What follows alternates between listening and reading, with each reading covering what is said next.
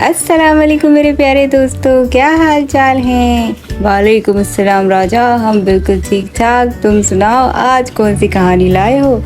आज तो मैं कहानी लाया हूँ शेख चिल्ली और बोलता दरख्त की।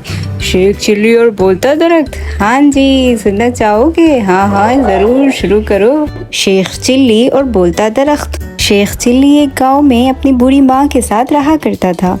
वो अपनी काम चोरी और शेखी बिगाड़ने की आदत की वजह से पूरे गांव में शेख चिल्ली के नाम से पुकारा जाता था।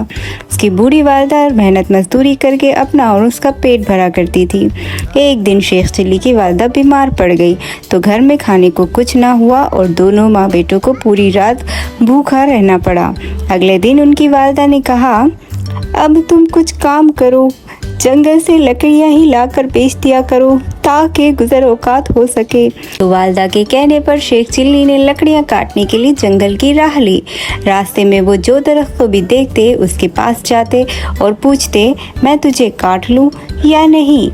किसी दरख्त ने भी उनकी इस बात का जवाब ना दिया और इसी तरह पूछते पूछते उन्हें शाम हो गई। शाम होते ही उन्होंने जब घर वापस आने का इरादा बनाया तो रास्ते में उन्हें एक और दरख्त नजर आया। उसके पास जाकर उन्होंने फिर से वही सवाल दोहराया, मैं तुझे काट लूं या नहीं।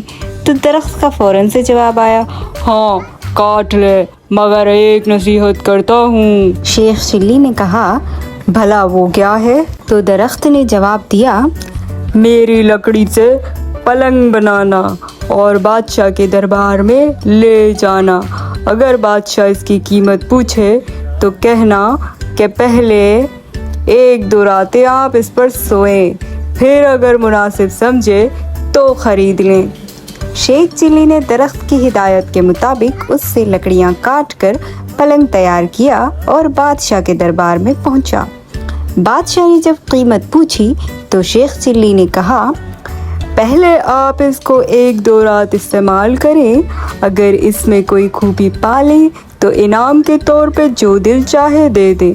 बादशाह हैरान हुआ और शेख चिल्ली के कहने पर नौकरों को हुक्म दिया कि आज यही पलंग मेरे कमरे में बिछाया जाए। तो रात हुई नहीं तो बादशाह उसी पलंग पर सोने के लिए चले गए।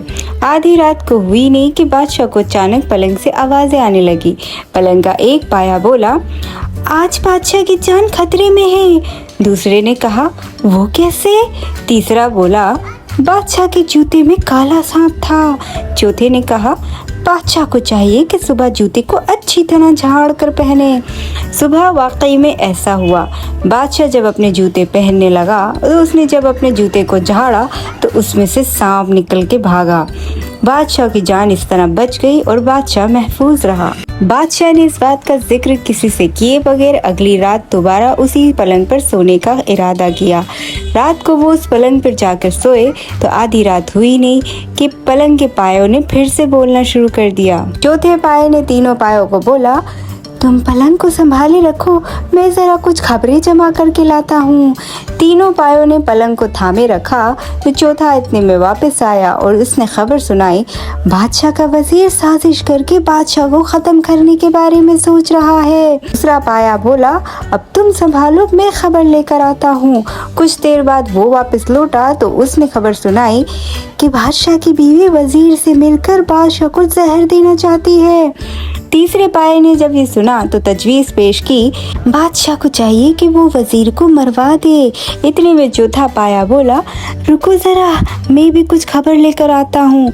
कुछ देर बाद वो लौटा तो उसने बताया कि बादशाह को जो सुबह दूध देने जा रहे हैं उसमें जहर होगा। बादशाह ये सब सुनकर हैरान रह गया।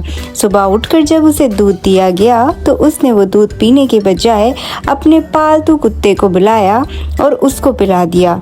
कुत्ते ने जैसे ही वो दूध पिया वो फौरन मर गया और बादशाह को इस बात की तस्दीक हो गई कि रात को उसने जो सुना था वो सब सच था।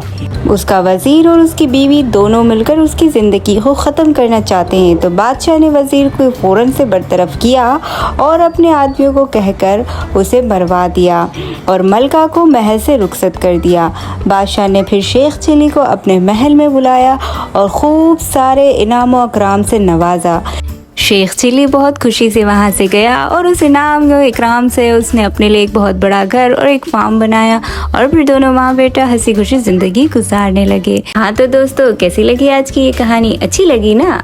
तो अगर अभी तक आप मेरे चैनल के सब्सक्राइबर नहीं हैं तो जल्दी से सब्सक्राइब कर दीजिए और बेल आइकन दबा दीजिए ताकि अगली कहानी आए तो आपको फ़ौरन पता चल जाए। और मेरी इस वीडियो को लाइक और शेयर करना मत भूलिएगा। तो चलते हैं, फिर हम अपनी नई कहानी के साथ मिलेंगे। तब तक के लिए अपना बहुत सारा ख्याल रखना। अल्लाह हाफिज़।